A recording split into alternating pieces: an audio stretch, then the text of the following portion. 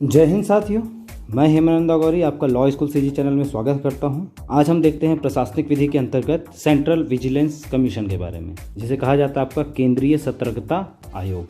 इसकी स्थापना हुई थी 1964 फेब में। इसका जो मुख्य कार्य है वो है सरकारी भ्रष्टाचार की पहचान और सतर्कता। तो हम देखते हैं कि सीवीसी आखिर है क्या, इसके समस्त उपबंधों को। केंद्रीय सतर्कता आयोग यानी कि सीवीसी एक शीर्ष भारतीय निकाय है जिसकी स्थापना 1964 में केंद्र सरकार के तहत सरकारी भ्रष्टाचार की पहचान व सतर्कता निगरानी करने के लिए और केंद्र सरकार की संस्थाओं में योजना बनाने, क्रियान्वित करने तथा उनकी सतर्कता की समीक्षा करने में विभिन्न अधिकारियों को सलाह देने के लिए की गई थी। यह एक स्वायत्त निकाय का दर्जा प्राप्त है।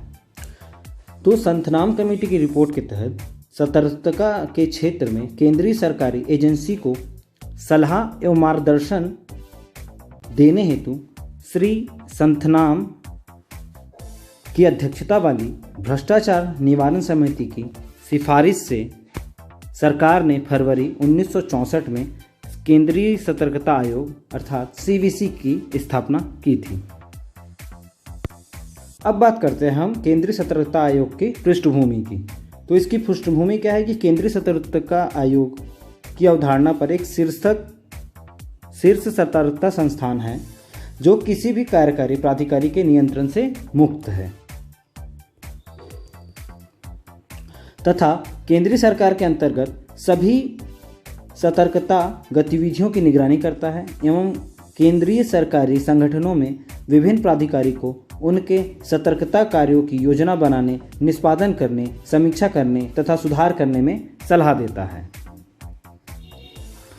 अब यह है कि राष्ट्रपति के अध्यादेश द्वारा जारी किए जाने के फलस्वरूप केंद्रीय सतर्कता आयोग को 25 अगस्त 1988 को संवैधानिक दर्जा देकर एक बहुसदस्यीय आयोग बनाया गया। अब बात करते हैं हम इसके वर्तमान स्थिति के बारे में या केंद्रीय सतर्कता आयोग की वर्तमान दर्जा क्या है।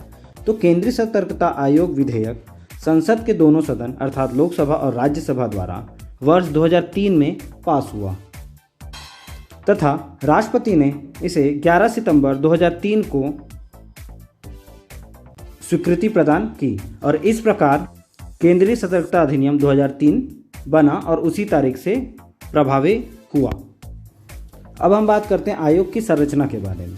तो आयोग की संरचना इस प्रकार है कि वहाँ एक आयुक्त तथा 2 सदस्य होंगे। एक आयुक्त होगा और आपका 2 सदस्य होंगे। तो केंद्रीय सतर्कता आयोग के प्रधान को केंद्रीय सतर्कता आयुक्त कहा जाएगा, जिसकी नियुक्ति कौन करेगा? आपका राष्ट्रपति। साथ ही साथ राष्ट्रपति कैसे करेगा? अपने हस्ताक्षर तथा मुहर द्वारा, हेड एंड सील।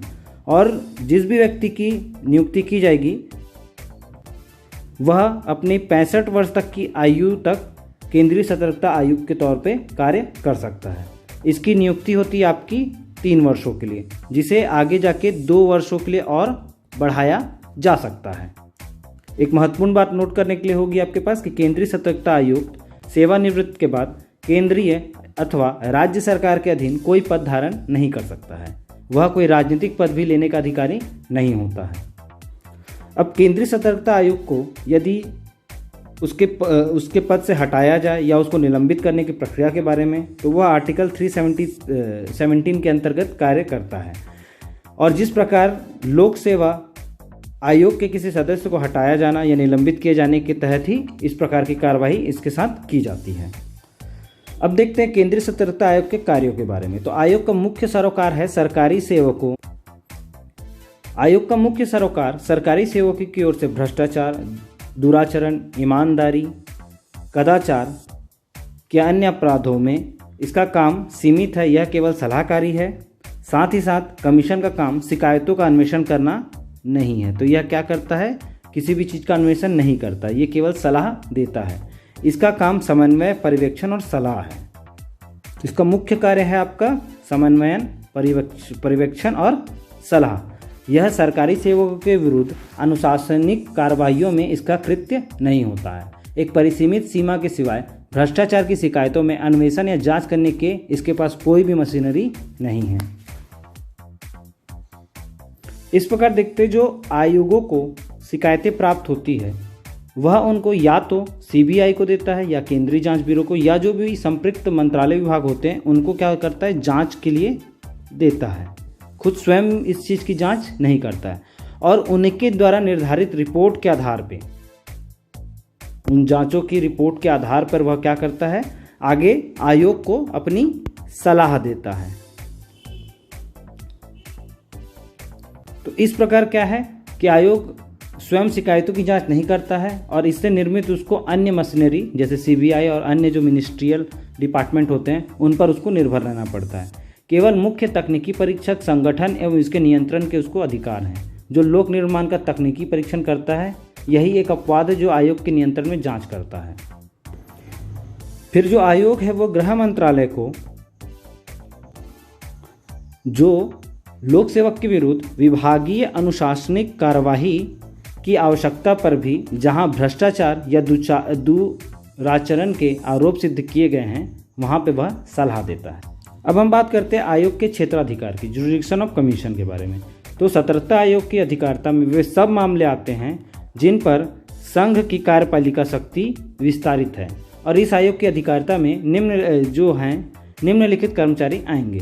तो भारत सरकार के विभिन्न कर्मचारी, संघ राज्य क्षेत्र के कर्मचारी और लोक उपक्रमों, कानूनी निकाय, पत्तन्यास आदि के कर्मचारी। तो यह सारे कर्मचारी इसके क्षेत्राधिकार के अंतर्गत आते हैं।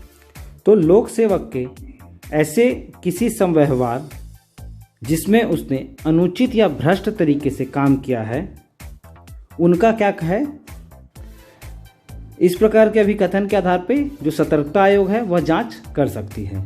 वे मामले भी जिनमें क्या है, आपके लोक सेवक द्वारा अनुचित उद्देश्य या भ्रष्ट तरीके के लिए अधिकार का प्रयोग किए जाने की शिकायतें होती हैं, आयोग की अधिकारिता में आते हैं।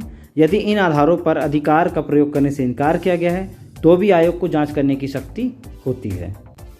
इस प्रकार देखते हैं हम निष्कर्षों को कि सतर्कता आयोग की जो स्थिति है वह आपकी लोकपाल से उसकी दुर्बल स्थिति है।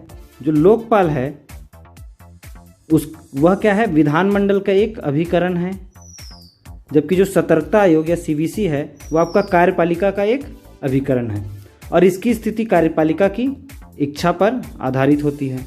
इसका कोई कानूनी आधार नहीं है और शिकायतों की जांच के लिए आयोग को अपनी कोई मशीनरी भी नहीं है और इस प्रयोजन के लिए यह अन्य लोक अभिकरणों पर निर्भर करता है। तो आशा करता हूँ आपको सेंट्रल विजिलेंस कमीशन की चीज़ें समझ आई होगी और इसी तरह के आगे की वीडियोस के लिए आप हमारे चैनल पर बने रहें। Thank you for watching.